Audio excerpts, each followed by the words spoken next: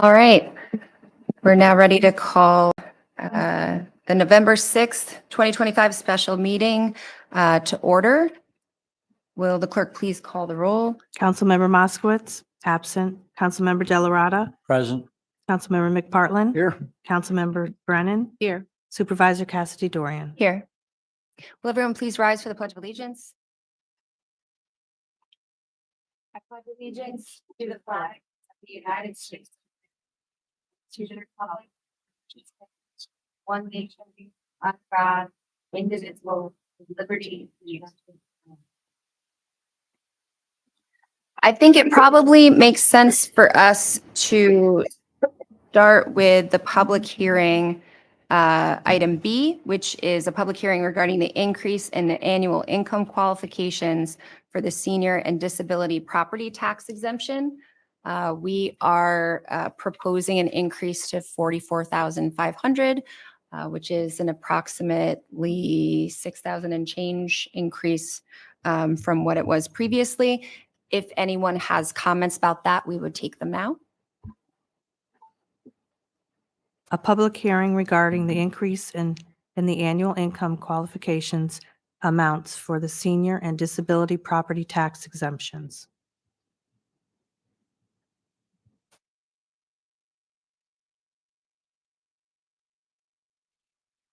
Leslie Gold. I was wondering why I hadn't heard of this being done in the last few years, because it used to be an annual event. And I feel very strongly that we should resume putting those increases up as the state allows. I know for some people, it makes the difference between keeping their home in Niskuna and moving. Thank you. Anyone else have any comments about the proposed increase?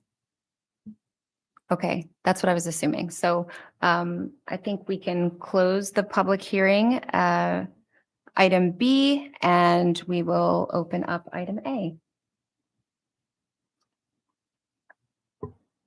A public hearing regarding the 2026 preliminary budget.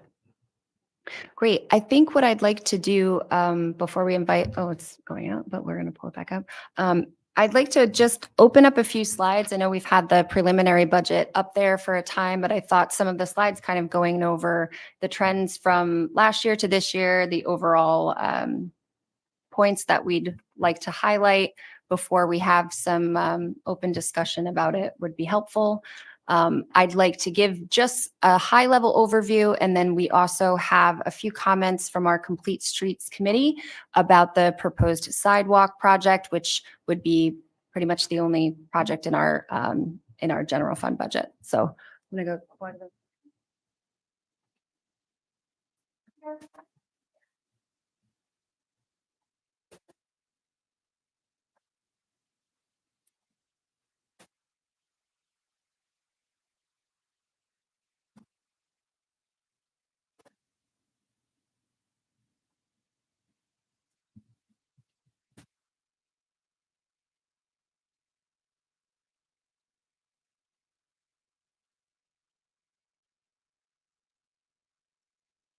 Okay, so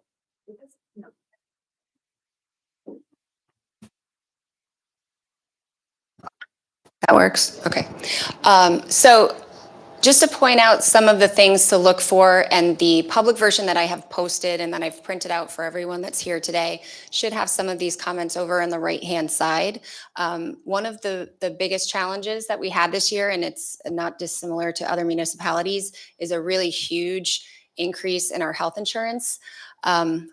We're actually not even able to stay with the provider that we have because their increase was closer to 30%. So even with us changing to MVP, the best that we could do is a 19.7% increase, which is really significant. Some of the other things that we're trying to do is to find ways that we can encourage our employees to be healthier. We're lucky enough that the police department got a grant for the gym that's downstairs that's available to all of our employees. So we'd really like to encourage them to use it to get people more active. We're going to be talking to MVP about offering some classes potentially on nutrition and other health-related, wellness-related topics that might help us in the year following. But for this year, we're sort of stuck with this 19.7% increase. We also have a lot of our employees are reaching retirement age. We have some anticipated retirements. We have some that are somewhat in the middle, but we still want to make sure that we're budgeting for those buyouts. So if you look through personal services, which would be typically the top end of those sections, those are our salaries, but they also include those buyout amounts that would come out for any employees that would be leaving at particular times during the year. The contracts all have something a little bit different, but for the most part, it's accumulated sick time, potentially some vacation time and others. We have a $500,000 match to a grant that's proposed in the general fund. It's split between two different funds, and I explain why, because we do want to budget for ADA work every year.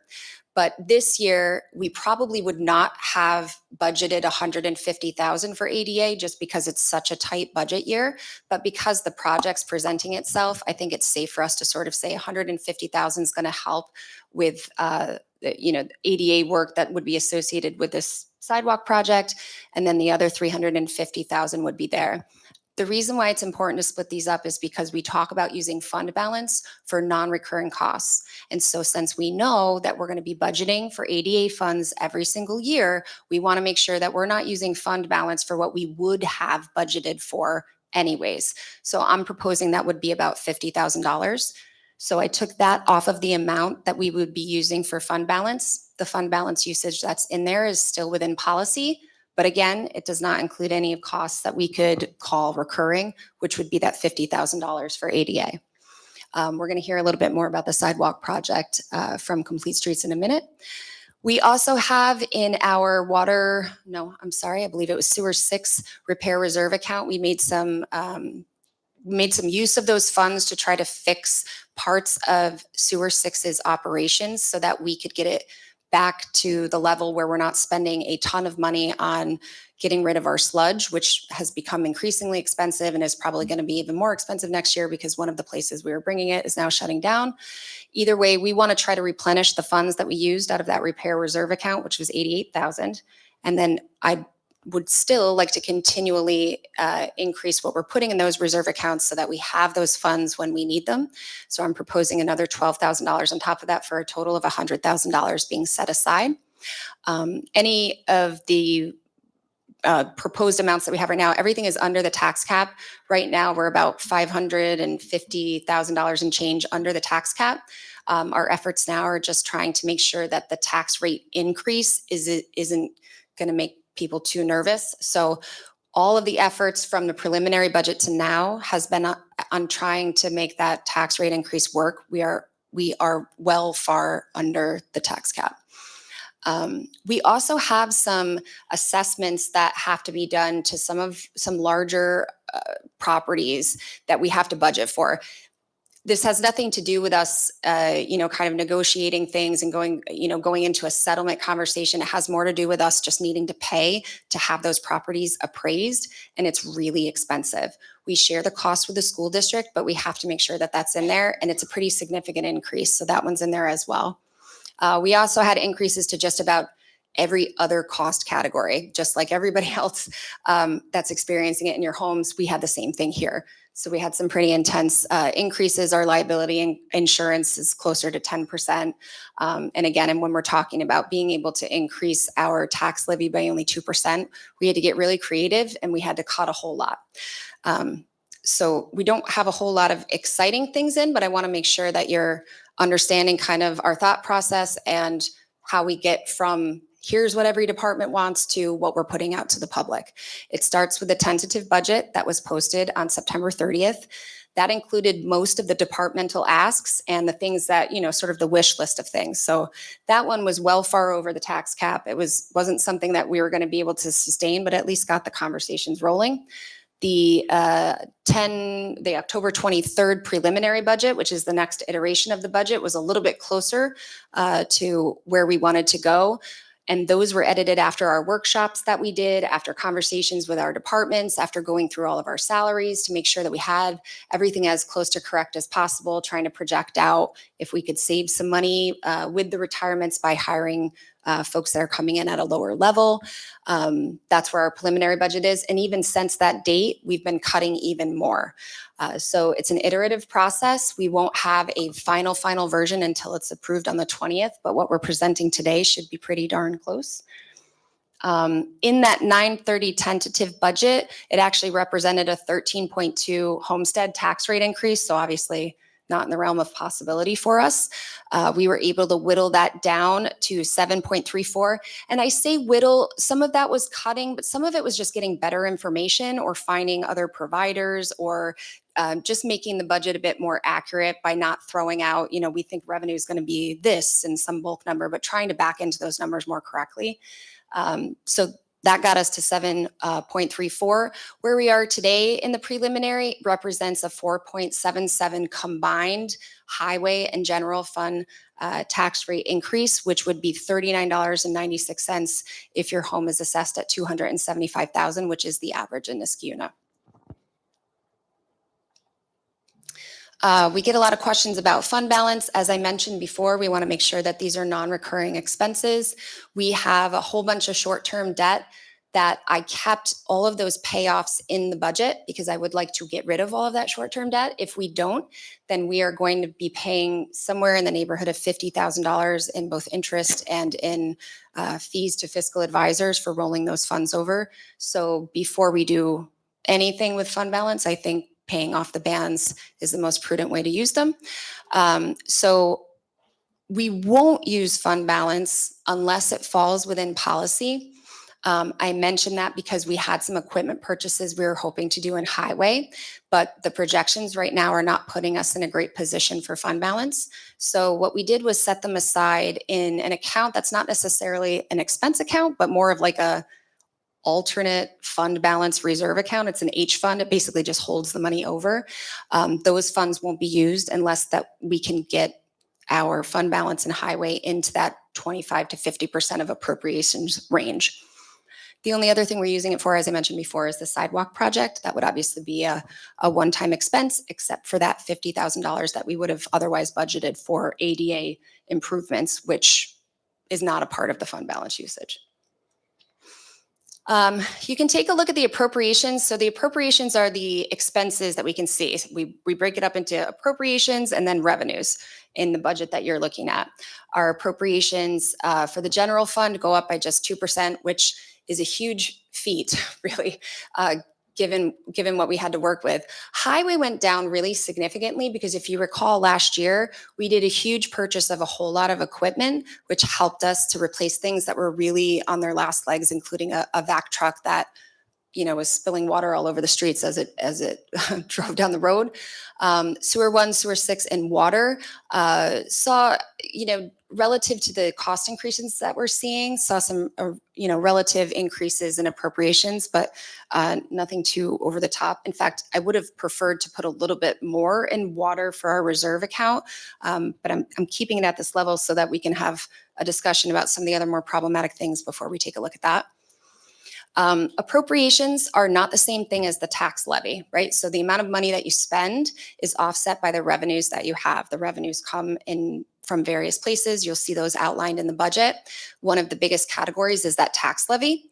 So the tax levy is basically what we put out to the public after we've taken into account all of the revenues that we get from other places. So those other places could be fund balance. They could be fees that we take in. They're monies that we get from the county. They're monies that we get from sales tax. So all those things are outlined in there. And that final tax levy number is basically just a very basic calculation of here's how much we're going to spend, here's how much revenue that we're going to get from other places, and what's left over is what we would put out for the tax levy. The levy itself is not directly correlated to your tax rate increase because we have an additional calculation that we do in Niskayuna that factors in base proportion, which is something that Eric loves talking about, and maybe someday he'll come up and give a nice little presentation on it. So you'll see that these numbers don't match exactly what you'll see, but some of the things I wanted to point out were Our sewer one, we're paying off a ban. All of the money that goes on your tax bill for sewer, water, and sewer 1, sewer 6, and water are all directly related to the debt that we're paying off. Our fund balance in sewer 1 was really high. So this 133,000 is all debt service that we can pay off with fund balance and still stay really high in there without having to put any of that on the tax bill. So if you're in sewer 1, you won't have any debt service on your property tax bill. Sewer 6, the levy went down. Water, the levy went down. Again, our appropriations are still going up a bit, but we have other revenue sources that are bringing that down. Drainage, we had a high fund balance, so we offset it there. Lighting districts, which they don't impact every single home, but there are a lot of parcels. Those were very high as well, so we were able to do that. Park districts also had really high fund balances, but if we think of places like Dean Street Park, they have equipment, slides, playground things. I didn't want to touch that fund balance because I know that they like to purchase things and they're usually a bit pricier. So I'm a little bit more comfortable leaving that one high because I know that that equipment need might come up. So I didn't use it for that. But the other park districts where we're just paying for contracts to have that property maintained, fund balances were really super high. So we were able to offset those as well.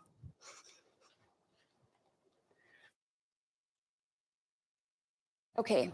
Also, I think it's important for us to understand that these increases we have contractual salary increases that are in our collective bargaining agreements that are relatively unavoidable. So I wanted to make sure I highlighted the fact that these increases aren't necessarily related to the salary portion of things. Definitely related to benefits because we talked about how much those are going up. We had over budgeted in the past year, which is the only reason this is only 11%. We were able to go back and really parse out. I mean, we're keeping ourselves at a very, very, very slim margin, but we were able to figure out more closely what we were spending on our health insurance so that we weren't over budgeting as much as we had in the prior year. I mean, all of that excess money goes right back into fund balance, but we wanted to make sure that we were getting it as correct as possible. So we're seeing that almost 12% increase in our benefit lines. That's for every single fund. And if you go right through the different personal services lines, I had a lot of questions on why did this one go up 36% and why is this one 50%? It's because we went back and looked at the allocations of the human beings in those roles, how much time they're spending in each particular category, and we reallocated them to make sure that their time was more accurately represented in those personal service lines that are spread between many different categories in the general fund, but then also many different funds. So we're trying to get those as accurate as possible because then we know how much we're spending on humans doing particular work. If we just say, the town clerk makes X number of dollars, well, she's working on things that a registrar does. She's working on town clerk things. She's working on things like FOIL. If we can better pinpoint what we're spending a lot of human being money on, we're better able to manage costs in the future and to figure out what we might need to target for places for more efficient work, more efficient software. So the better able we are to get this allocation correct, the better handle we have on those expenses. So you'll see these ebb and flow in the personal service lines, but these are the aggregate costs. So nothing is as out of control. And I point this out because sewer 1, sewer 6, water 1, all the same employees, but again, we want to make sure that we're allocating the costs correctly. So this is actually the true year-over-year change when we factor in all three of those kind of combined same employees. Okay, with that, I'm going to have our Complete Streets chair come up and talk a little bit about that sidewalk project because it is one of the more expensive things in the budget, and then we can hear from all of you.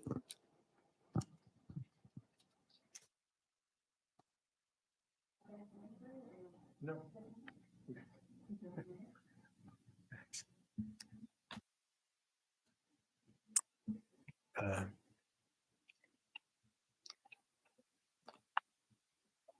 My name is Bill Chapman. I'm the chair of the Niskayuna Complete Streets Committee. And the committee, I think, has been on the books since 2016. So We've been around for a little while. I'm joined tonight also by Catherine Kuzman. Put your hand up, Catherine. She's also on the Complete Streets Committee. And so if I stub my toe, perhaps Catherine will come to the rescue. The grant that we're applying for is a $1 million grant, and it would do 2 sidewalks, one on Cornelius Avenue from Ray Street to Hillside Elementary, and one on Birchwood Lane from Troy Road to Birchwood Elementary. Complete Streets, again, the town adopted a Complete Streets policy in 2017. We think of a complete street as defined as a roadway where cars and bikes and pedestrians and buses and trucks, and if you're in New Orleans, even trolley cars are welcome to use the road. The road is complete because all users have a space to use it. Our town policy says streets that support and invite multiple uses and include safe, active, and ample space for pedestrians, bicycles, and public transportation are more conducive to the public life and efficient movement of people than streets designed primarily to move automobiles and trucks. The Complete Streets policy has been a guide to our work in Complete Streets, and also our guide. We're working on the 2025-26 comprehensive plan, and we've been working on the transportation and mobility chapter, and so more of an emphasis on walkability is in that chapter. When we began, our town Complete Streets Committee was formerly named Safe Routes to Schools Committee. That's kind of how it got its start. And so we've decided that walkability to schools is a good place to start to promote walkability and bikeability in our town. We have shared with the board our 2025-2026 goals, and the item at the top of the list is safety on Route 7, and we all kind of know why that is. We've had fatalities on that road, dramatic increases in the last 3 years, and so that's at the top of our list. But we also have 11 priority projects on infrastructure, and 8 of these 11 are working on safe walkways to schools. And again, the priorities in our 25-26 goals, they're not things that we really believe we're going to accomplish in 1 year, but they are priorities that we want to work on. We have 8 schools. Some have better portions of infrastructure around them than others do. Obviously, the high school has Balltown Road and Knott Street that can serve walkers. Van Antwerp has Van Antwerp Road, Story Avenue, Grand Boulevard that helps serve students there. Hillside does have Van Antwerp and Ray Street and Upper Union and Plum Street now that help serve Hillside, although those are feeder roads. All the traffic getting into Hillside still has to go on Cornelius Avenue, and so that's why we're concentrated on that. And some other roads that other schools we want to get to are Glencliff Elementary, that really has a Southwood Road in, but no sidewalks. Craig School, we know, has a bike path on the side, but it's on a busy state road. And neither Rosendale or Iroquois have sidewalks or walk paths there, but we have hopes of getting to them. So 2 schools have been our targets. Hillside Elementary, served by Cornelius Avenue, and Birchwood Lane, that serves Birchwood Elementary. Between both schools, they have about 900 students, and there are about 30 or 40 that walk to Hillside Elementary School, and maybe about 15 to 20 that walk to Birchwood Elementary. Again, there are some sidewalks that serve Hillside Elementary that Cornelius, I mentioned. There's Ray Street, there's Upper Union, there's a stretch on Cornelius between Upper Union and Ray Street, and sidewalks on Troy Place, Van Antwerp, and the new, with town support, Plum Street, that now people can kind of go to the bottom of the parking lot at Hillside Elementary, can come in from neighborhoods on Plum Street and walk up. But the roads, the road that serves Hillside Elementary, when you think of it, cars that come in either off of Upper Union or Ray Street, and even Gurinson, Sherrill, Plum Street, they feed on to Cornelius to make the turn to go down to Hillside Elementary. And they do have a working loop where the cars come in and you go down to Hillside Elementary to the parking lot where they unload passengers, unload the buses that are there. But Cornelius is it's not really a safe road. There are some parents and students that do walk on Cornelius, and really it is from Ray down, but they're on the road. There's just grass on either side that they would have to walk on, and they're in the road with buses and all the cars that are bringing students to the school. Buses coming in, parents dropping off, and then in the winter where you get to snowbanks, the students are walking in the road with the traffic and snowbanks on either side of them. And obviously there are some drivers that go too fast. And I've spoken with many parents on Cornelius and also on Birchwood, and they do say they've been there to see many near misses that didn't show up as an accident, but they do say people drive too fast. There are too many near misses. And also, Cornelius is a road we're asking for a sidewalk on, and it is the road where the buses and autos bring people into the school. Birchwood Lane is also not safe. It's now a road that connects Troy Road to Console Road. It used to kind of dead end shortly past Birchwood Elementary, but that's changed. So now there's a lot of commuter traffic that goes back and forth on Birchwood Lane, and the volume has gotten higher, particularly in the morning and the evening. And again, there are some careless speeders on there, and people that would use Birchwood to get to Birchwood Elementary. And Birchwood is the only road that you can go to get to the school. You turn on the side streets or come in off of Troy Road, you have to go on Birchwood Lane. And again, when you get the snowbanks there, anybody that was going to walk to school would be in the road, either on the other side of the snowbank and yards or in the road with the road traffic. We also think that, having the sidewalk that would go from Route 7 to Birchwood, again, it's going to facilitate walkers, some that might walk in from Route 7, some on Holly Hill, some on Hillcrest, on Oak Tree and other streets east of Birchwood Lane, where there are many houses over there that we've had letters and email communications from folks that they would like to be able to walk to Birchwood Elementary, and but they really need access to the school. They need to be able to walk up to Birchwood Elementary, and even Birchwood Elementary itself, there's not really a landing place on the east side of the crosswalk that you go across to get to the entrance to Birchwood Elementary. Fortunately, there's a gentleman who lives at Oak Tree in Birchwood Lane that's kind enough to shovel the grass in front of his house. So kids that do walk up Oak Tree or do walk on Birchwood have a place to stand to wait to get over to the other side. And in the earlier days, we used to have a volunteer that was a crossing guard that would get out and work both the morning and the afternoon for people. But that's something that we'll have to talk to the town and the school district about, is getting a crosswalk there. Obviously, having sidewalks on these roads, what are some of the benefits?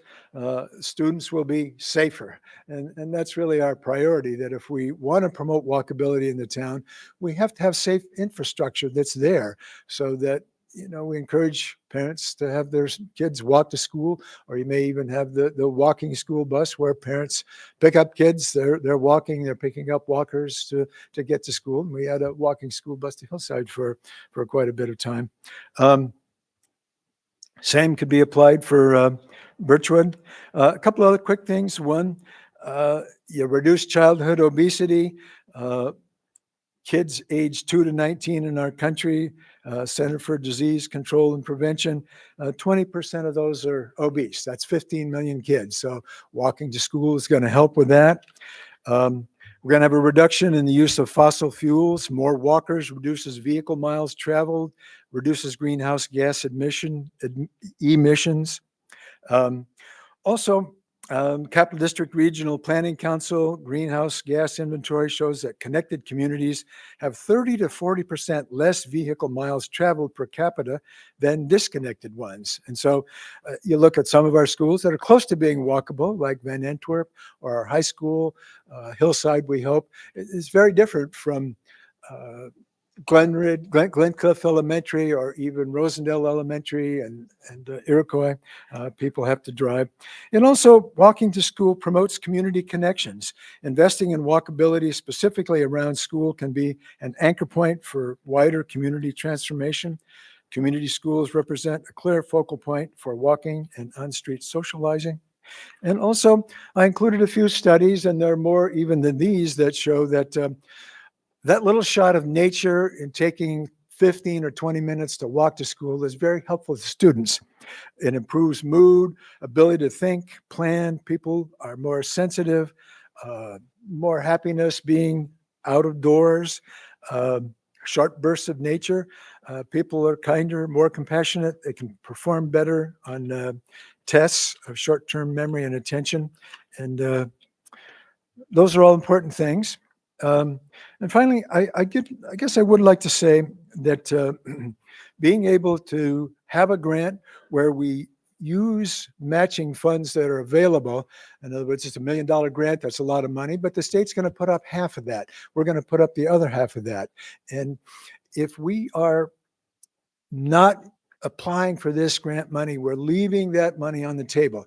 We've paid that money in with our state and federal taxes, the federal Safe Roads for All, and even the Quality Communities grants, a lot of Safe Routes grants that the state provides.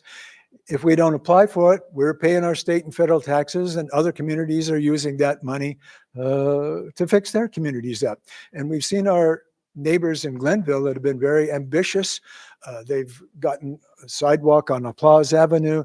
They've gotten sidewalks on Route 50 in Glenville, where you drive on Route 50 now. They've got the construction that's going on Route 146. So they've been ambitious, and obviously you've got to spend some money to get some money. It takes money to hire an engineering firm to do a lot of the grants.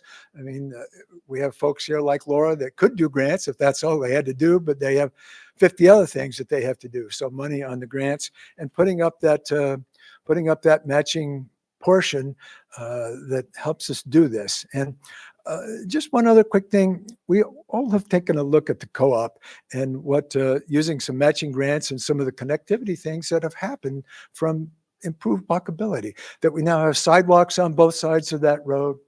We have push button crosswalks to get across the road. We have improved parking where people, when they exit the co-op, can go out front, minimize the rear end collisions of people backing out. And we also have on the road itself, there are people having ice cream at the broken end. There are people that are using the front of those sidewalks. The Scouts are selling things for fundraisers and doing a lot of things there. And so it does promote that community connectivity. And this block is really our downtown, Balltown and Knott Street. And so we're busy working on schools, but it's a good use of town taxpayer money to apply for this grant. And again, it's the safety of students walking to school. That's our biggest priority. And that's why we would ask the board to go forward with it. So Thank you, Phil. I should have mentioned before, the $500,000, that would be our match. It is, as he mentioned, part of a $1 million project. 500,000 would be covered with that. We have not yet heard whether we got the grant yet either. So if we, as I said, if we don't get the grant, the money would just not be allocated. It would go back into fund balance. We would keep $50,000 in our ADA funds for sidewalks to continue with those improvements without the grant, just to clarify. Okay. Thank you. Okay. All right. We invite any members of the public who would like to make comments about the budget to come up now. I'd just like to add to Mr. Chapman's wonderful presentation that also adds to our and makes us more of a climate smart community, which opens up other grant money, which is very important. It's good smart growth. Thank you, Mr. Chapman.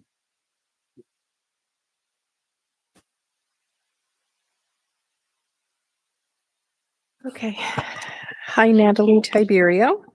Glad to see that the budget increase has gone down to a more reasonable amount. The copy that I have marked up was what was available earlier today. So I just went through and there has been some adjustments. But I just want to ask a couple of questions. Now, you had stated that you are hiring an appraiser at 45,000. And you had indicated that there were certain properties that required a little bit more extensive knowledge. So are we talking about GE?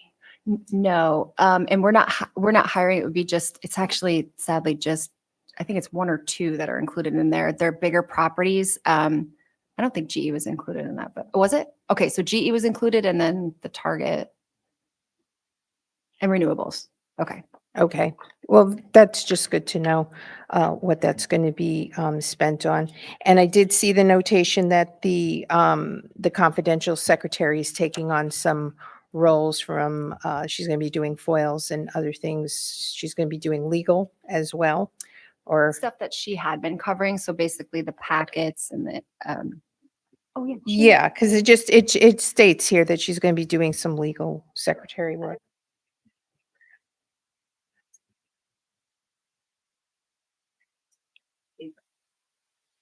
Yeah.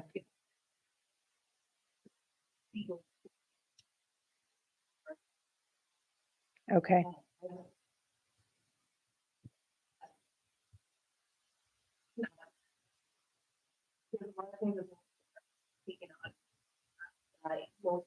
Statutory mandate for the, we have ERCO hearings. We did take on the bus patrol. There's a lot of additional things that have been added on department and Yeah. I'm person. Yeah.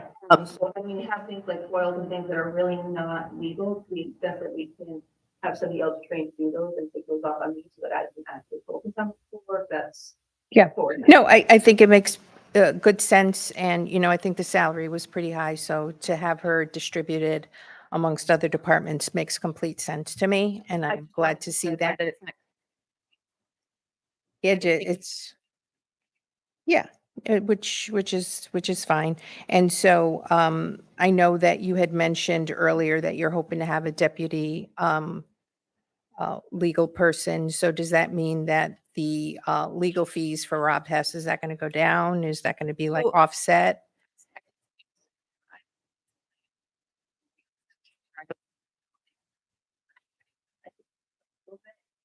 There's 30,000, I think, in addition to your salary. That was legal services. Between like services, meaning like billed out to other law firms versus salary. And I think we shifted that in the new one.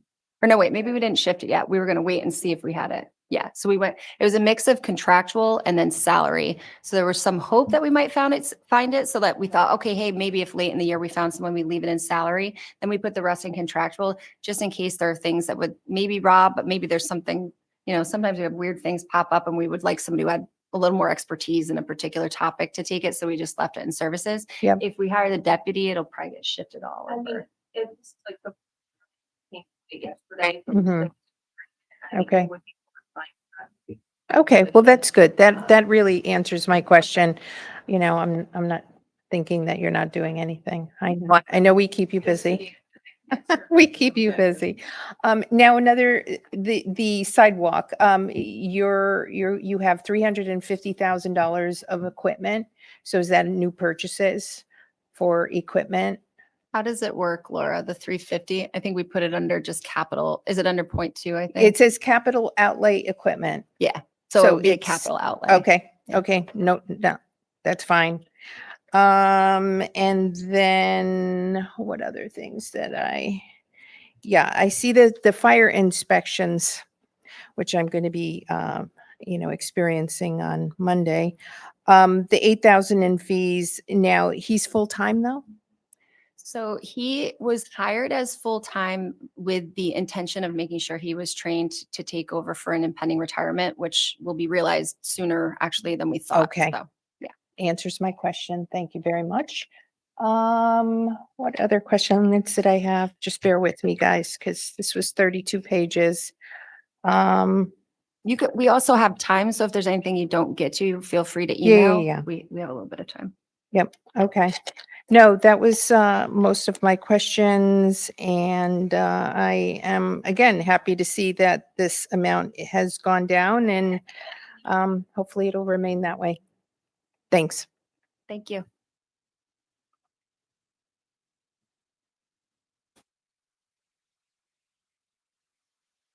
Evening. That was a very good presentation, and I am all for the sidewalks. One thing I was thinking about because of Palmer Avenue. Would you state your name, please? I'm so sorry. Nora Galto. You need the address? Okay. Because Palmer Avenue has sidewalks on both sides, and it's wonderful when the residents take care of their sidewalks. Otherwise, it becomes dangerous, and the street is safer because of the great job that the highway department does in clearing the streets, and people are walking in the street because the sidewalks are not cleared or they're dangerously icy or whatever. So I was just saying, hopefully there'll be some kind of monitoring, and the resident is responsible also for repairing the sidewalk, right? Yeah, okay, just want to confirm that. Yeah, I thought so too. But I still think sidewalks outweigh not having sidewalks, so I'm happy to hear that. And I don't know if this is something that can be answered, but the Water Sewer Engineering Committee meeting was pushed to tomorrow, which I will be there. But I did have a question at that, and then maybe you can, do we have the rates that are being used for the Oh, I district? can answer this. So the Okay. budget itself, we may have to add, just so you guys can take a look when we post the final version. Okay, Dan and I are going to go over to make sure any changes. We've submitted the first coupons from that corrosion study, yeah, which will give us some indication of how much we might need to spend on additional chemicals. And so we just want to make sure the budget reflects that properly. But one of the things we've been working on, we had an intern come in and we're going to shift doing this commercial versus residential structure of rates and move toward a meter size. So small businesses that have meters the same size as a residence will pay the same ready to serve rate. The problem is we didn't have that information completed. Some of it was in there, some of it wasn't. So we had an intern who just actually finished yesterday, so I can send Okay. this over. So Raftellus will now be able to take all of the account information, knowing who has which size meter, and then allocate the costs that way. So we'll have a better idea of if you have, most people have a 5/8 inch meter. That's going to be most of our residences. So they'll have one rate. Anyone that has anything higher, and I think there's like 4 or 5 other sizes, will have a different rate. So now that we have that information in there and we know what their usage is, we're going to use a look back of 3 years to kind of project Okay. out what we think it's going to be. that's good. So we'll be able to pass the new rates before the end of the year, but you guys should have, I can't imagine it's going to take them too long because we've been set up for it for a while. So we should have some pretty decent projections about what Okay. the final rates would be in the next couple weeks. Okay, so when you did the projections for revenues, you were using something, right? So what we did was gave him, I think we took the budget from last year and Okay. added like 3 or 5% Okay. as like something to use. Yeah, as an But then we estimate. said, let's just make sure we're using. But then also, we wanted to be mindful of the capital planning, which we talked about at the Raft House meeting. It's like I said, this year is sort of tough for budgeting. So I know we have some monies going into the reserve account. We're going to talk to them to see if it makes sense, because it is such a tough budget year, to start Yeah. the more major capital planning in the year after. And this is something that we can do as a process every year to kind of look and see what it is looking ahead. So as long as he feels like that's a good way to approach things, that's sort of the direction that I would like to go in. Very So it's good. not so tough for next Okay. year. Yeah, it is a tough year. And the other thing, that's just my not understanding stuff. With the town assessor, that line item 130 or 1355.4, I can't even say it. It's certiorari. Certiorari's. Yes, thank you. Yeah.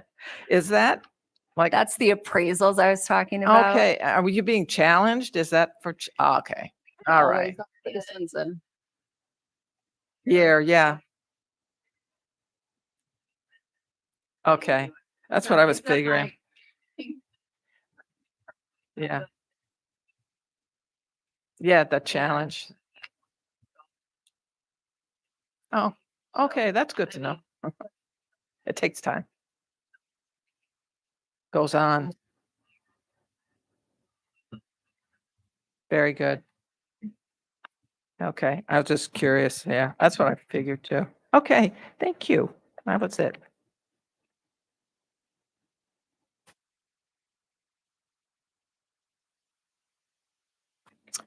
Hello, I'm Kathy Kusman. I'm also a member of the Complete Streets Committee. I'm not going to repeat anything that Bill said because it was a great presentation. The only thing I want to add to it is that if and when we do see improvements to Route 7 because of the safety study, the sidewalk on Birchwood Lane would certainly provide the connection to Route 7, which I think is, that's a great attribute right there. So that whole area around Birchwood and Route 7 is very car centric. So anything we can do to improve walkability and connectivity, it definitely will improve the quality of life for residents in that area. Thank you. Thank you.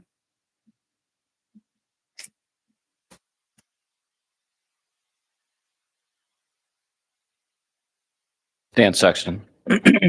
So I've got a few questions primarily here, just clarifications. It's good that you guys are taking and going to a task-based distribution of salaries and costs, and that I think makes sense. However, we got to watch so we make sure that we still know what the key salaries of the individuals are, even though their salaries get spread across different departments. And so the public hearing notice went out. There was 4 salaries that were listed, and I haven't gone back to see if those are the same salaries we had last year, if there were raises or whatever. I'm sorry? They're the same, yeah. So that's good. The one thing I noticed was, and you talked about the water rates and sewer rates, and you've got somebody working on that. But in the budget, the assumption was that I see, the assumption was the sewer District 1 rents are going to go up 21% for total revenue coming in. So that's just a calculation of what's left over after all of the other revenues are realized. So that's going to actually drive the rates. It's not, and that's why we kind of try to estimate what the usage is so that we can estimate what each parcel is going to use. So But you set your budget up with a rent collection increase of 21%. yeah, Correct. yeah. Okay. And likewise for sewer District 6, there was 10%. And for the water district, it was 11.45%. So, and for sewer District 1, I'm reading this, if I'm reading this right, you're pulling approximately 164,000 out of the reserve, out of the fund balance. Sure.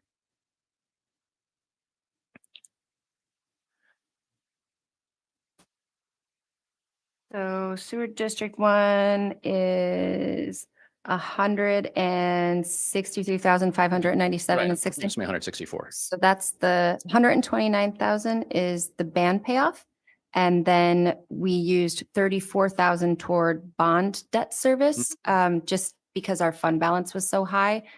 Even using that, we're still at 39%, which is toward the high side of the policy. So just help. No, I think the concern is that if we're doing this year over year, we're kind of hiding expenses. If these are one-time expenses, that's different. But if it's used to offset recurring expenses, then that becomes a problem. Band payoff is a one-time expense. Only 34,000 of that is used toward the bond. And I got to that because that's how much the bond payment is going to be reduced by in the following year. So even though it's a recurring expense, it does go down. So that's how I got to that 34,000. That's the non-recurring piece of it. Right, but we still have to pay. So it basically is the continual draw on the fund balance. Likewise, for So- sewer District 6, I think there was 300,000. So sewer District 6 is 300,000 toward the band payoff. But again, if we didn't do that, we could still put it in onto your taxes. That doesn't go into the rates. That goes onto your property tax bill. So what that's doing is just helping us in a year when we know that our tax rate increase is going to be high because of our expenses to offset that.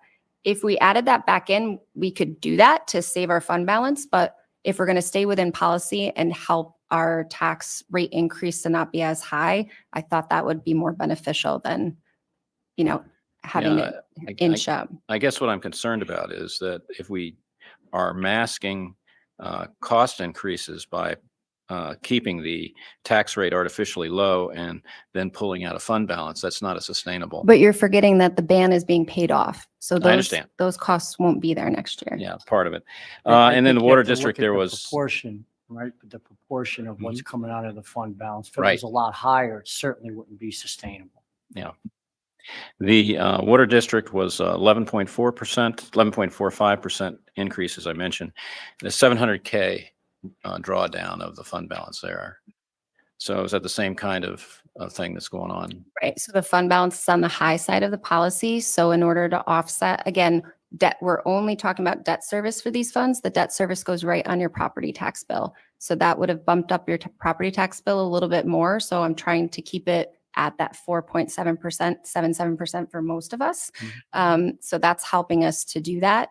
Again, the ban is being paid off. So there are no future payments. This is paying off the loan that won't exist any longer.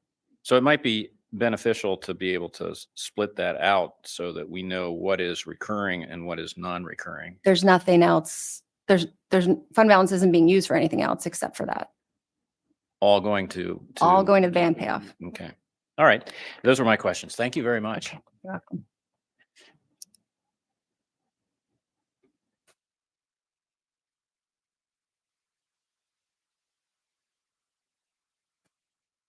Hi, good evening, everyone. I'm Joseph Yekel from 914 Roman. So again, Aaron, and by the way, thank you everybody for the hard work that's been involved in this. I haven't really had a chance to dig deeply into it, but I've got a few questions and a few comments. First thing, Bill Chapman's presentation, thank you for that. I hear what you're saying and I understand what we're talking about with matching grants. Matching grants are great. Bill mentioned that we don't want to leave money on the table. The only caution that I would give to you, I'm all for sidewalks and that sort of thing. However, you have to keep the taxpayers' wallet in mind here when we look at even matching funds. So, we could get 10 different grants. I think it's better to prioritize and be mindful of the bottom line because even though you may get a whole bunch of grants, you've got to pony up half of the money. So that's my only word of caution on those things. Grants are great, but you could get more than is palatable for the town to take on any one year. And that may mean things like sidewalk work gets prioritized. Instead of doing 2 projects or 3 projects, you do 1 and then you save 1 for another year and see if you can get the funding for it. So that's my thought on that. And then Aaron, you had a slide up and I don't know if I jotted a note right, but I think you had mentioned about 19% for the health care cost increase for this year. Was that right? And my question was, what is the and that's for active employees, right? That wasn't for retirees. So my question was, what's the number of active staff working in the town last year versus this year? Because the 20%, 19%, significant number. But if that's based on an additional 5 or 10 or 15 staff members, you can understand why that overall cost is going up. So I'm interested to know what the personnel level was in previous years versus this year and how that affected that 19%. So I can tell you just offhand, I think we're down for next year 2.5 full timers. We've transitioned the clerk's office to part-time without benefits. We have 1 other position that was full-time this year that will be part-time. We have not added any additional full-time positions. Okay. Okay. Thank you. And then just to touch a little bit on the rate design, you spoke a little bit about Raftellus. We've got the Raftellus 1 and Raftellus 2 designs that were put out at that meeting. Will we be able to see any updated numbers in terms of what the cost per 1,000 gallons is going to be in either one of those designs? And then also what the ready to serve fees are going to be. I'd like to look at those to see how that changes some of the outputs in terms of what it will cost a resident for. Yeah, you I'm know, hoping to usage. have him do both sets that he proposed, just to sort of see how it would flesh out for different groups. Okay. And then, and I just wanted to make just a general comment again on fund balances. And this is not a trick question, but fund balances, where they come from. So I mentioned before that I'll use our health insurance as an example. In past years, we have over budgeted for health insurance for various reasons. One of the things is because we have to part of our benefits package is that we pay out a portion of the deductible that's charged for our high deductible. Mhm. Sometimes people use all of it and sometimes people only use a little bit. And so you don't really know. So we've really over budgeted in the past to make sure that we didn't run into any issues. When that money isn't used, and I'm just using our health insurance line as an example, it gets put back into fund balance. So it's basically like the amount of money in your checking account kind of thing. Right. So, and so when we look at, thank you for that. So when we look at different areas like the water department or sewer district 1, sewer district 2, we basically have two big categories. You got non-property tax revenues that are coming in, and you have property tax revenues that are coming in. So you've got these amounts of money that are coming in. You may or may not spend it all during the year. Of course, you want to have a rainy day balance. So if something goes wrong, you fix it. I'm kind of going down a little bit of the same road that the caution that Dan spoke about, but in a slightly different way. So when we talk about fund balances and what kind of a pot of money is sitting in, and I'm going to use water department as an example.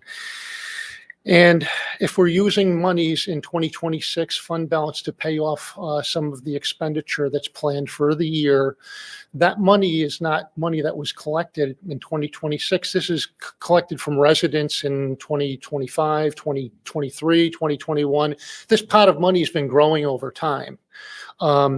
So it's there and it's been an over collection for a reason, one reason or other. You're looking for some padding, but it's a set of money. And you know that in those previous years, the money that was collected exceeded what really needed to be needed to pay expenses. So you've got that pot of money. And the reason why I'm bringing it up to in these terms is if we look at, for example, the sewer rents for the water district, and what I like about this budget is not only does it show you this year, but it shows you the previous year and 2 previous years prior to that. So when we look at the sewer rents in the water district back in 2023, we were at $1.9 million. And if we skip ahead to the budget that we're talking about right now, we're at $2.7 million. Now, we know that this enormous increase in the rents, which again, it's coming out of the taxpayers' dollar and their wallet in the form of their utility bill. You know, we've seen an $800,000 increase just in this one revenue stream. It's enormous. That's a 50% increase in a matter of 3 years. So how I tie that back to fund balance, and I want you to think really hard about, is when you've got additional money in fund balance that has been there for years and growing, and you start to pay that forward into a 2026 budget, you would expect that the budget would be driven down lower. And I'll also tie it to a comment that you've made, and you've said in the past that, you know, the utility rates were not accurate. We weren't collecting the right amount of money for the water and sewer district. But when you look at the fact that we've got these fund balances from years past, that money came from somewhere. It came from property tax revenue or non-property tax revenue, and that's your utility bills. So I see this big jump just in this one area of $800,000 over the matter of a couple of years. And I know that we're using fund balance from previous years. So when I see our budget continuing to go up and up and up, rather than staying flat or decreasing, knowing that we've got these fund balances that we're applying to the revenue stream and the expenditures, that's where I see that we are out of balance as a community, where we're using fund balance to pay down debt, bans or whatever, but we're continuing to grow the expenditure requirement, which is requiring us to keep on increasing the revenue requirement. And what this becomes is a snowball effect. And Just to clarify, Yeah. debt expenses are not fed into the rates. They go directly onto your tax bill. They are not a part of the rate calculation. Mhm. Fund balance is only being used for the debt expenses. So they're yeah. two different buckets and they do not drive rates. They only drive what's on your tax bill. I understand that, but again, when we get back to the true valuation of what water costs, for example, and I think you have a notation in here that the contract with the city of Schenectady increased. And I've looked at our costs to the city of Schenectady. We basically purchase 600 million or so gallons of water from Schenectady every year. It's been fairly stable with what we pay the city of Schenectady It's for because water. we're required to pay that amount. No, I got you. I'm not trying to argue with it. I'm just trying to make the point. We're spending a fixed amount, or a fairly fixed amount of money for water every year. So that is not a cost that has increased markedly over the last number of years. I looked at it, but we are wasting a lot of water as a community, almost 300 million gallons. Almost 50% of what we purchased from the city of Schenectady was lost water. But we're paying for that. So the $1 million that we're paying, about $500,000 of that is being lost with different things, water leaks, other waste. But the taxpayer is still paying the full freight on that $1 million, even though the taxpayer is not using all 600 million gallons of water. And you have to make that money up somehow, and that gets built into your rates. And I'm just asking you to be very, very mindful when we're talking about what residents are paying in their taxes and how the budget's being developed. The numbers are going up for things like the sewer rents, but they're covering costs that might not necessarily be the actual cost to the resident. So we're requiring $800,000 more in sewer and water rent since 2023, but our cost for water really hasn't gone up that much as far as I can see. Joseph, I think you're right in that analysis, but you're really compartmentalizing the budget, right? I mean, first of all, where'd the fund balance come from? It came from you, right? It Yes, comes from the of course. taxpayers. It Sure. all goes into various funds. Yes. We can't collect money from you and just let it sit there. I mean, then we wouldn't be good stewards of money. So that fund balance has got to be put to use. Now, you can question the way it's being put to use. Yeah, I agree with you I 100% on think that. for the Yeah. majority of it, it's not being put to use for recurring expenses. But even if there are a couple recurring expenses in there, I mean, money is fungible, right? It's not, you can use it for all kinds of different things. So the budget can't stay flat. A budget can't decrease because inflation is, I think our assessor will tell you, inflation was like 40 or 50% over the past decade. So we can't keep a flat or steady budget. Just because we use fund balance doesn't mean our budget's going to go down or stay flat. No, not So this- necessarily. Everything is going up. Yeah, no, I know. And really, I guess what my conversation here is that we need to be mindful of that because we're paying for things like utility bills. The utility bill shouldn't be the driver to cover all the expense if the utility bill isn't necessarily geared to an individual paying an amount that's 2 or 3 times what the actual cost of that service is. I mean, the town's shouldn't be making money off of it. We need to have a rainy day fund, but you don't want to come up with an arbitrary valuation, which is why so many residents had such heartburn with the utility rate hike that went into effect in 2023. It wasn't reflective of actual cost increases. It was basically a dartboard shot and a lot of costs increased. And when we look at the repetitive budgets since that time, the rents are going to continue. They are continuing to go up, and they're based off of that really high number that was generated when the utility rates changed in 2023.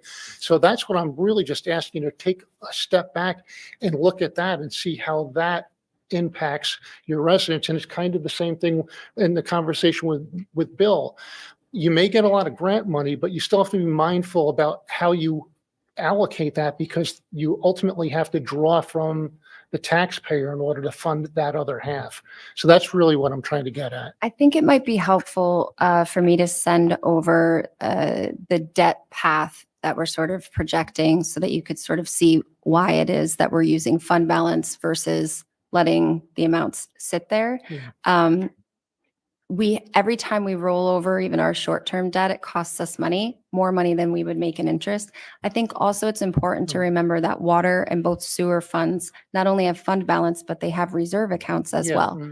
So they've got like a duplication that the other funds don't have. Yeah. So in my mind, it makes more sense for us to pay down that expensive debt, and it gives us a little bit of leeway if we do have to borrow for particular things. That's how I'm sort of approaching this problem. But to your point, we have certainly not kept pace with what it has cost us. I think there's been some fancy accounting that's happening over the years that has helped us to plug holes, but we have reached the end of that line. I think it's important for us to pay up as much debt as possible and to project out what we think our expenses are going to be while adding to our reserve accounts over the next few years. And it probably isn't going to be something everyone loves, but we need to do it.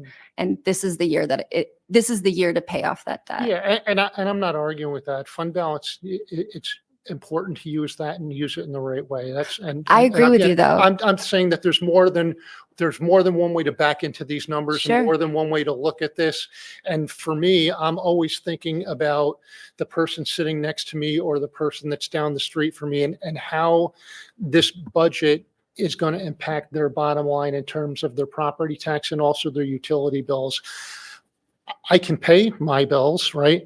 That doesn't necessarily mean I want to pay anything more than I should, but Sure. other people can't pay their bills. And those are primarily the ones that I'm thinking about more than I'm thinking about myself. So I'm really just asking you to think about the cause effect and how there's kind of a domino effect when things like that happen. So the Raftellus rate design is important to me because I want to see how that plays out in the terms of the preliminary budget example for water. If the 2.7 million makes sense for rents and where these designs are going to bring a resident with their bill. I know some will be up, some will be down, but does the rate make sense? And does the revenue stream make sense based on what the design is telling us? So, anyway, thank you. I appreciate the hard work and the opportunity to talk with you tonight. Thank you, Mr. Eagle.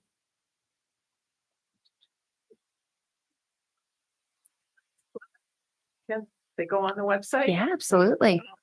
So there's, just so you know, they're static as to what was printed today, and we're kind of tweaking things every now and again. So if you think of it, email me in like a week, and then if anything's changed, I can send you the updates too, but I'll send you what I have for now.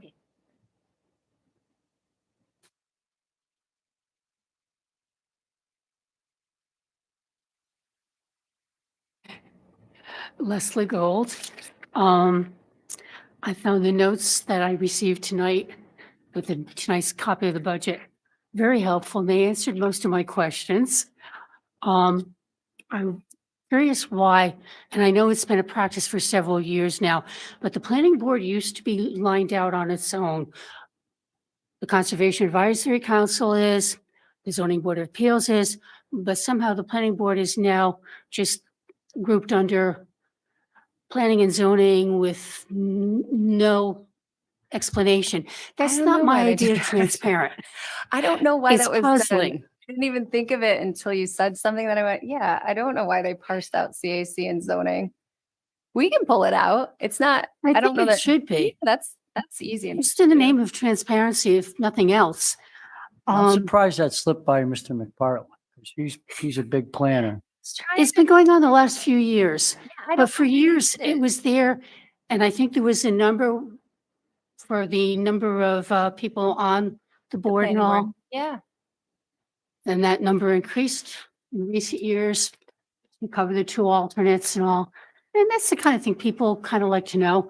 I don't Um, even know. Do you mind if I mean, I'm thinking we could probably keep the same, we don't have to create a new budget in Munis. We could just make it like a sub accounting of that one budget. That's what I'm thinking, just in the presentation.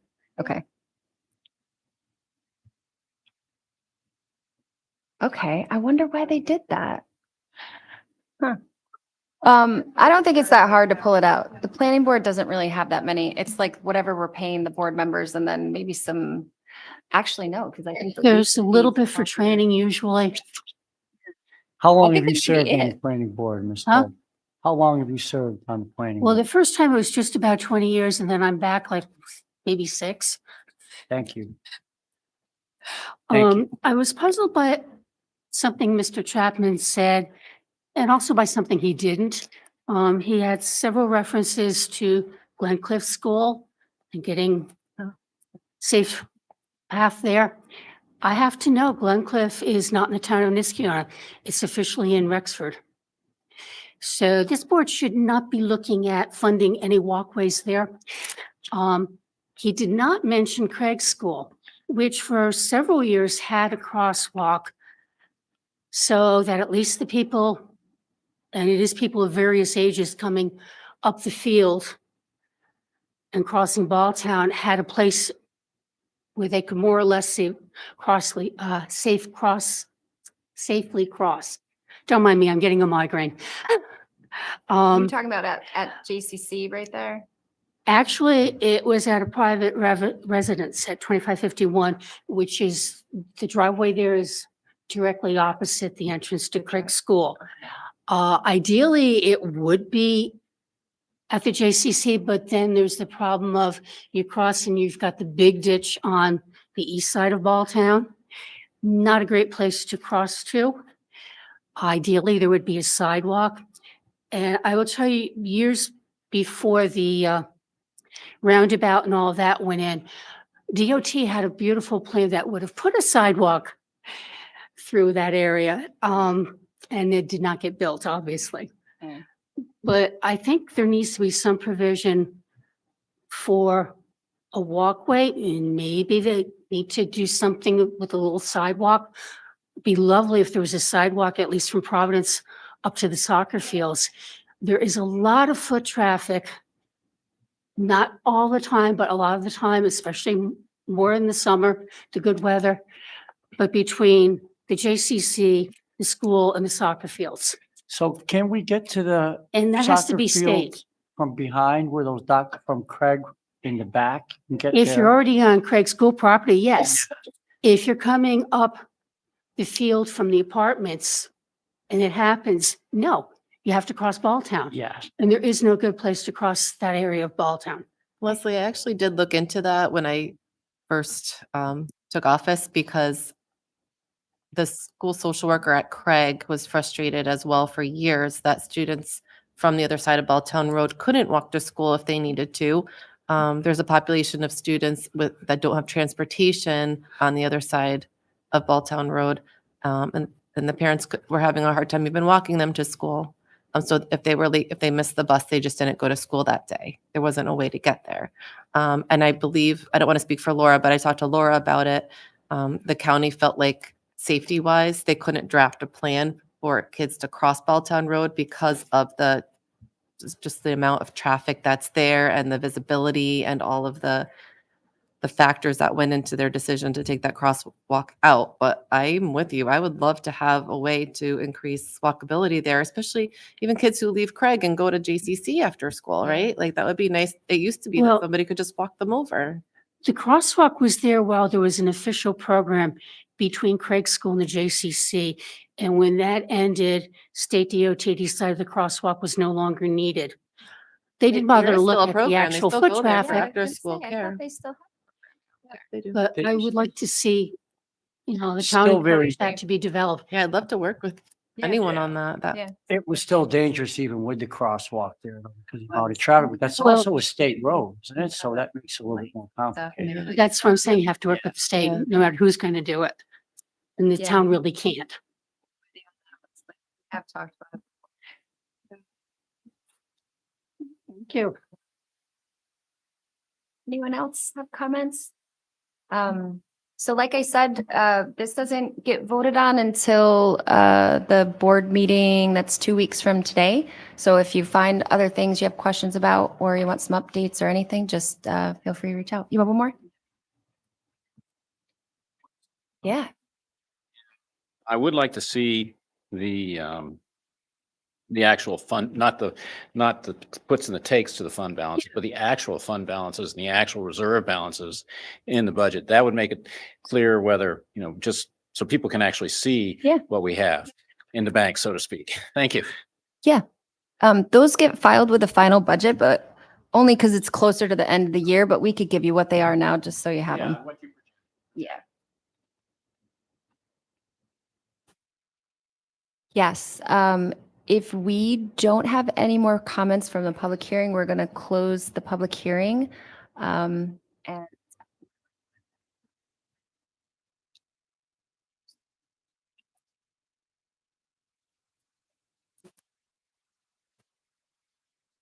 I'll second that motion. I'll first that motion. I'll second. All in favor? Aye. Aye. Okay. Thanks, everybody. Let me know if you have more questions.